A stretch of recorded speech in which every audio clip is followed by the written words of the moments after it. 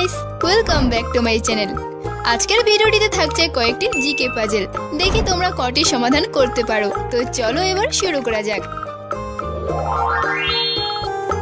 দেখো তোমাদের সামনে তিনটি বক্স আছে এবং নিচে আছে একটি টেডি বিয়ার।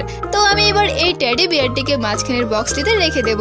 তারপর এই তিনটি বক্সের পজিশন চেঞ্জ করে দেব, অর্থাৎ এদিক ওদিক করে দেব এবং তারপরে তোমাদেরকে বলতে হবে এই টেডি বিয়ারটি কত নম্বর বক্সটিতে আছে। এবার তাহলে ভালো করে দেখতে থাকো।